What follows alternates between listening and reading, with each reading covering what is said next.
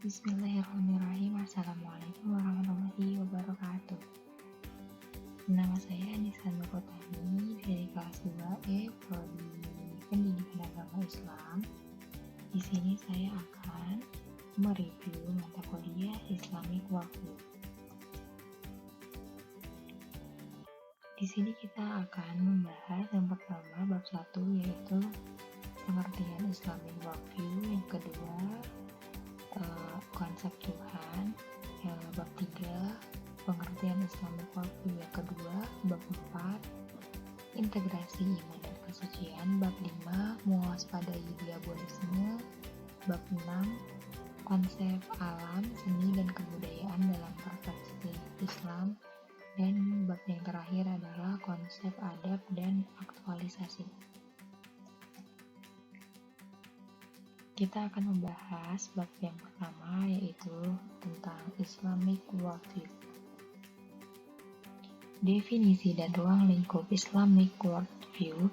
Islamic Worldview dalam bahasa Arab dikenal dengan sebutan at-tasawwur al-islami atau istilah al-mabda al-islami, di mana kita dapat menggambarkan sesuatu dengan perspektif Islam atau menjadikan Islam sebagai landasan hidup. Di mana dengan mempelajari Islamic Worldview ini, kita akan menjadikan Islam sebagai pandangan hidup dan juga menjadikan Islam sebagai kacamata untuk melihat dari segala macam problematika individu, masyarakat, atau umat, sehingga kita menjadikan Islam sebagai tolak ukurnya. Ruang lingkup Islamic Worldview terdiri dari 7. Yang pertama ada konsep Tuhan, yang kedua konsep manusia, yang ketiga konsep agama, yang keempat konsep ilmu, yang kelima konsep kitab suci, yang keenam konsep nabi, dan yang terakhir konsep kebenaran. Paradigma berpikir, cara pandang. Paradigma berpikir seseorang itu dipengaruhi oleh 2 faktor. Yang pertama faktor internal dan yang kedua faktor eksternal. Ada beberapa yang mempengaruhi paradigma berpikir setiap manusia. Yang pertama adalah perbedaan persepsi, yang kedua perbedaan peradaban, dan yang ketiga adalah perbedaan pandangan hidup. Pengertian worldview ini adalah kepercayaan, perasaan, dan apa-apa yang terdapat dalam pikiran orang yang berfungsi sebagai motor bagi keberlangsungan dan perubahan sosial dan moral.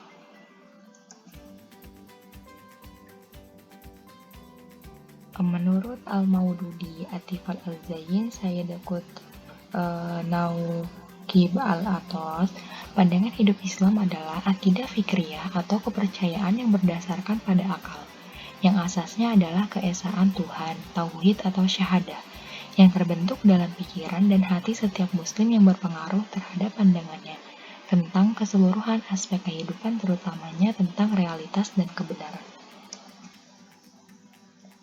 Worldview ini dipengaruhi oleh syahadah, yang dapat menghasilkan cara pandang atau segala realitas wujud.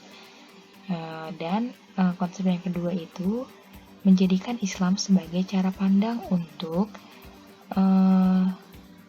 merealitas wujud tersebut. Masing-masing orang mempunyai worldview. Orang yang beragama dan orang yang tidak beragama, dua-duanya memiliki worldview. Apa yang membedakan? Yang membedakan dilihat dari keyakinannya, karena keyakinan akan membawa kepada cara pandang. Semua agama mempunyai cara pandang yang berbeda yang dipengaruhi oleh ideologinya.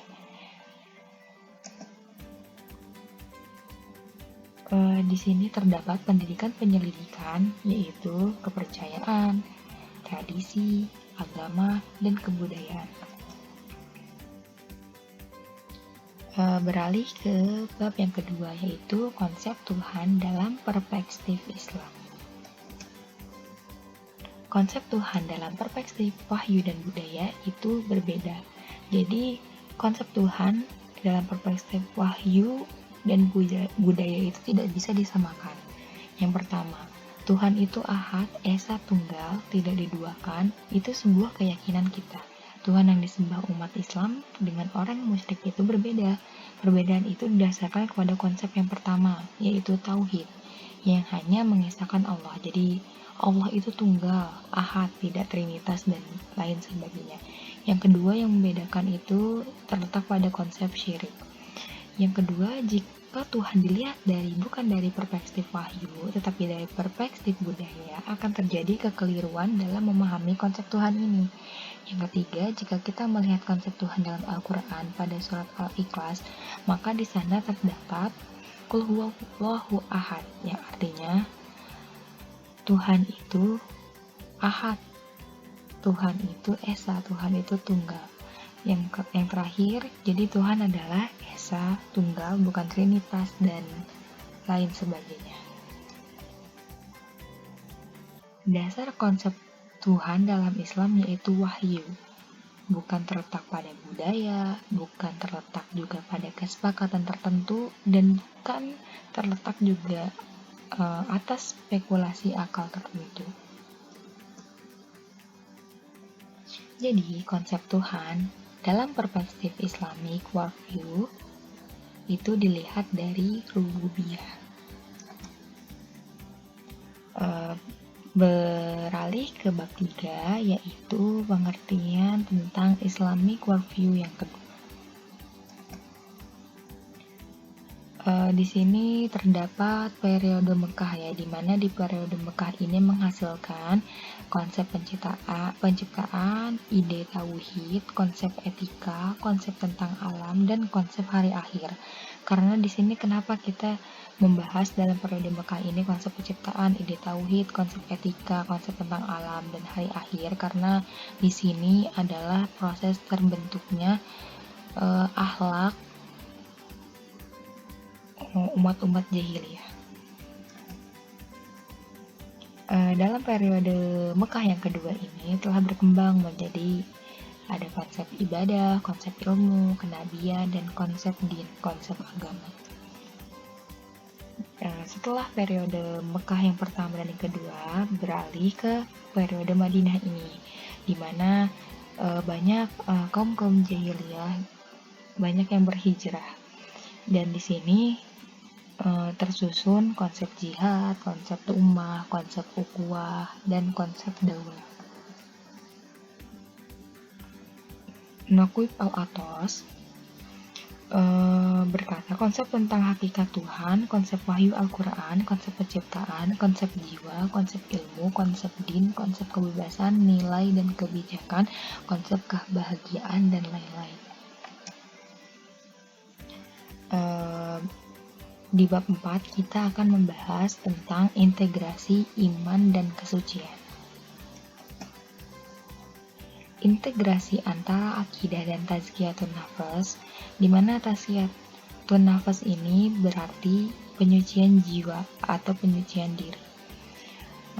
Adanya kesinambungan antara akidah dan penyucian jiwa ini, karena mereka itu saling keterkaitan yang sangat erat. Jadi orang yang berakidah itu pasti orang yang suci jiwanya. Begitupun orang yang suci jiwanya, mereka pasti memiliki akidah. Urgensi akidah dan tazkiyatun nafas ini dijelaskan oleh Allah dalam surat Asy-Syam, yaitu tentang penyucian jiwa itu sendiri. Metode agar jiwa bersih. Yang pertama itu at-tahliyah. Apa yang dimaksud at-tahliyah itu adalah mengkosongkan diri dari dosa dan maksiat, karena dosa-dosa itu dapat mengotori jiwa kita. Yang kedua, setelah kita mengosongkan diri kita dari dosa dan maksiat agar jiwa kita bersih, proses yang kedua yaitu mengingat Allah, di mana kita mengisi setelah jiwa kita kosong dari dosa dan maksiat, kita mengisi jiwa kita dengan memperbanyak ibadah, menolong orang lain dalam kebijakan, dan lain sebagainya. Setelah itu, metode yang terakhir yaitu memperbanyak amal soleh. Setelah kita mengosongkan diri, lalu diisi dengan melakukan hal-hal yang baik, Yang terakhir itu memperbanyak amal soleh, menghiasi jiwa dengan amal soleh, dengan sikap dermawan, dengan sikap lapang dada dan semangat dalam beribadah. Menjaga diri kita. Dengan kita bergaul dengan lingkungan yang baik, maka kita akan menjaga juga diri dan jiwa kita dari kemaksiatan. Iman dan akidah itu harus terus diupdate. Karena iman akan meningkat jika kita melakukan kebaikan, dan iman juga akan menurun jika kita melakukan maksiat. Pada suatu cerita bahwa kalau kita pepatah bilang, kalau kita berteman dengan orang yang menjual minyak wangi, maka kita akan terikut wanginya. Jika kita sama saja jika kita bergabung dengan circle atau orang-orang yang sering melakukan kebaikan, maka kita akan juga setidaknya sedikit demi sedikit akan melakukan kebaikan, karena iman itu kadang naik dan kadang turun. Jadi kita harus terus mengupdate iman dan akidah kita dengan bergaul dengan lingkungan yang baik. Maka itu juga adalah salah satu cara untuk menjaga diri kita agar terus bisa melakukan kebaikan dan menghindari diri dari kemaksiatan. Bab yang kelima yaitu mewaspadai diabolisme pemikiran. Hakikat diabolisme pemikiran. Istilah diabolisme pemikiran berkaitan dengan masalah pemikiran, gaya, perilaku, watak yang itu menyerupai watak iblis atau perilaku-perilaku turunan. Jadi dengan adanya pengaruh dari was-was ataupun tiupan dari pemikiran iblis ini yang dimasukkan ke dalam tubuh manusia, menjadikan pemikiran manusia menjadi menyimpang dari jalan kebenaran dan Allah Subhanahu wa Ta'ala, yang dapat menyebabkan dirinya tersesat. Yang pertama, dengan adanya pengaruh dari setan ini, itu timbulnya keraguan-raguan. Yang kedua itu lupa akhirat, dan yang ketiga itu mudah tergoda dengan hal yang sifatnya pragmatis. Oleh karena itu, kita harus memahami hakikat diabolisme pemikiran ini agar kita tidak tersesat dan terjerumus di dalamnya.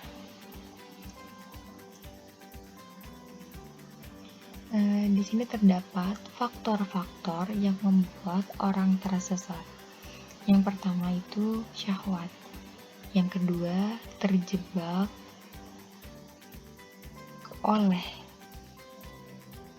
keraguan-raguan. Yang ketiga itu mengikuti jejak-jejak setan. Kita tidak boleh mengikuti zona abu-abu yang disebut subhat karena tidak jelas. Karena di sini terdapat mencampur adukan yang halal dengan yang haram. Yang pertama itu ada subhat orientalisme, yaitu pemikiran yang dimasukkan oleh orang barat. Jadi di sini terdapat campur aduk ya antara yang halal dan yang haram. Jadi orang-orang sulit membedakan mana yang benar dan mana yang salah. Yang kedua, tidak memisahkan agama dari kehidupan, yaitu subhat sekularisme. Ini sangat berbahaya karena kita tidak bisa memisahkan agama dari kehidupan. Karena agama itu adalah sebagai tuntunan kita, pedoman kita dalam menjalani kehidupan. Yang ketiga, memisahkan diri dari manusia dengan Sang Pencipta. Sebagai manusia, kita tidak bisa menjauhkan diri kita dari Sang Pencipta karena kita pun hidup di dunia ini tuh ada penciptanya. Jadi ini sangat berbahaya juga, yaitu subhat liberalisme. Yang terakhir itu Subhat, ateisme atau komunisme. Di mana di sini sangat-sangat berada di zona yang sangat bahaya, di mana mereka betul-betul tidak mempercayai adanya Tuhan, tidak mengakui adanya Tuhan dan memisahkan diri dari Tuhan. Mereka sangat menolak Tuhan dan agama apapun. Sistem ini sangat berbahaya karena sistem ini bisa masuk mendeklarasikan diri mereka lewat bacaan atau media sosial. Mungkin banyak kita temukan ya pada bacaan-bacaan tertentu atau pada pelajaran tertentu di sekolah. Namun sekarang sudah banyak ya, seiring berjalannya zaman, maka sekarang juga kita bisa menemukan hal itu di media sosial yang sering marak terjadi.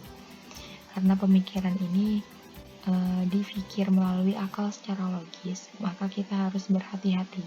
Contohnya itu seperti teori Darwin yang mungkin sering dibahas dan sering didengar, bahwa di teori Darwin ini manusia berasal dari kerang. Jika disimpulkan yang artinya manusia, hewan dan yang lainnya itu bisa hidup tanpa adanya Tuhan, karena kera itu bisa berevolusi sendiri tanpa adanya Tuhan. Faktor yang ketiga yaitu syahwat ya.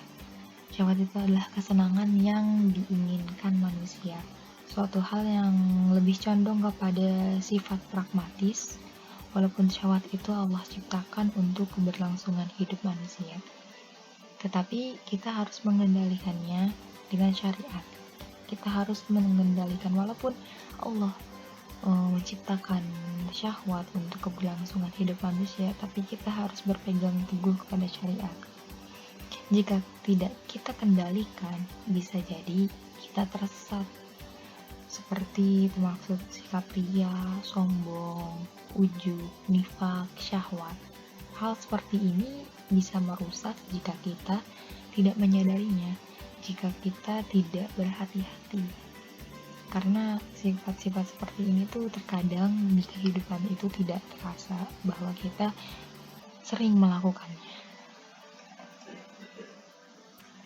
Mengikuti, yang terakhir itu mengikuti langkah-langkah setan. Sudah jelas bahwa mengikuti syahwat dan berada di jalan yang subhat itu adalah mengikuti, sama dengan mengikuti langkah-langkah setan. Karena bisikan setan dan perilaku setan itu adalah perbuatan yang keji yang wajib kita perangi.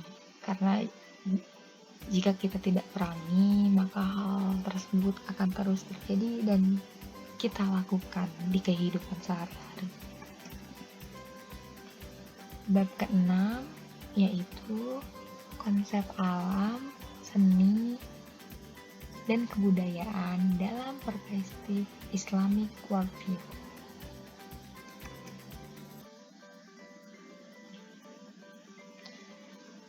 Pasti Allah menciptakan alam semesta ini itu dengan segala tujuannya. Tujuan penciptaan alam semesta ini yang pertama adalah untuk kemaslahatan manusia, di mana alam dan manusia itu tidak bisa dipisahkan ya, karena saling membutuhkan satu sama lain, saling berkesinambungan. Yang kedua adalah tanda kebesaran dan kekuasaannya. Jika manusia bisa merasakan betapa agungnya Allah menciptakan alam semesta beserta isinya ini untuk kemaslahatan manusia, maka kita di sini sebagai orang beriman pasti akan merasakan tanda-tanda kebesaran dan kekuasaan Sang Khalik itu sendiri. Jadi orang beriman itu akan mempercayai semua ciptaan dan kebesaran Allah Subhanahu wa Ta'ala, berbanding terbalik dengan yang telah disebutkan di bab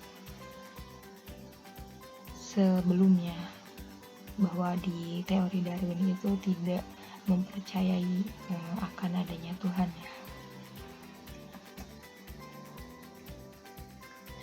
Jenis-jenis alam di sini pun terbagi menjadi 3, yaitu dalam tingkatan organik, ada hewan dan tumbuhan.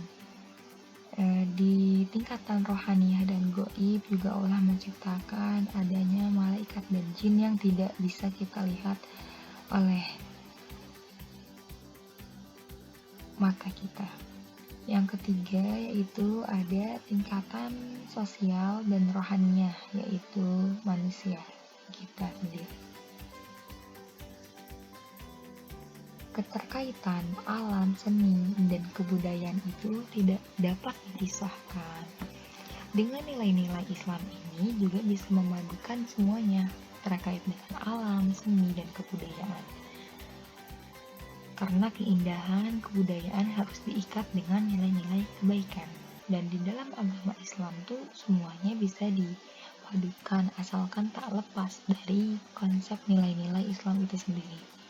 Jelas hukum keduanya antara halal dan haram, tidak bisa dicampur adukan. Yang terakhir yaitu 7 dengan judul konsep adab dan aktualisasi. Di dalam surat Al-Fatihah ayat 4, di dalam ayat ini terkandung makna adab itu sangat penting. Seperti yang sudah familiar ya kita dengar bahwa iblis itu diusir dari surga karena adabnya. Jadi orang yang tidak beradab itu kaidahnya dia terusir oleh dirinya sendiri. Maka di dalam surat ini juga disebutkan bahwasanya ada pesan tersurat untuk kita menjaga diri kita sendiri dan keluarga dari api neraka. Maka cara menjaganya dengan adab dan ilmu itu sendiri. Bahkan dikatakan bahwa adab itu sebelum ilmu, karena kita tidak sempurna jika tidak adab di dalamnya. Contohnya, orang yang menyembah Allah saja butuh adab. Kita meminta tolong kepada orang lain juga membutuhkan adab. Bahkan dalam sholat dan berdoa pun kita butuh adab. Karena adab itu sangat penting, maka dari itu kita harus menjaganya. Di sini terdapat wujud adab. Yang pertama, adab terhadap Allah. Yang kedua, adab terhadap Rasul dan syariatnya. Dan yang ketiga, adab kepada sesama. Adab kepada Allah. Ulama Imam Yahya bin Mu'adz mengatakan, siapa yang menjaga adab seperti adabnya Allah, maka dia akan menjadi orang yang dicintai Allah. Oleh karena itu, maka orang yang beradab pasti akan dicintai oleh Allah. Sedikit adab lebih baik daripada banyak ilmu tetapi tidak beradab. Apalagi jika banyak ilmu dan banyak adab, itu lebih baik lagi. Bahkan di zaman Imam Ahmad bin Hambal, dalam periwayatan hadis, orang yang diizinkan untuk meriwayatkan hadis itu adalah orang yang lolos dalam ujian adab. Karena bahaya sekali orang yang memiliki ilmu tapi tidak memiliki adab, itu bahaya. Di zaman dahulu bahkan sangat-sangat mendahulukan belajar adab. Maka ditekankan adab didahulukan sebelum ilmu. Di sini terdapat konsep-konsep adab. Yang pertama, hendaknya kita harus belajar agama ya, dengan mengaji. Yang kedua, zuhud, dimana kita harus bersifat zuhud, yaitu tidak menjadikan dunia itu sebagai tujuan, tapi menjadikan akhirat sebagai tujuan. Karena dunia itu bukan tujuan yang sesungguhnya, tapi hanyalah sarana untuk kita sampai nanti di akhirat. Yang ketiga, mengetahui kewajiban kita terhadap Allah. Lebih dekat mengenal Allah dengan melaksanakan perintah-perintahnya dan menjauhi larangannya. Setelah kita menerapkan konsep-konsep adab ini, maka kita melaksanakan perintah Allah itu dengan secara totalitas dan meninggalkan semua larangannya itu secara totalitas. Tidak ada sedikit pun yang terlewat. Mungkin itu saja kesimpulan yang bisa saya sampaikan dari mata kuliah Islamic Worldview dari bab 1 sampai dengan bab 7. Mohon maaf jika banyak kekurangan. Terima kasih. Wabillahi taufiq wal hidayah. Wassalamualaikum warahmatullahi wabarakatuh.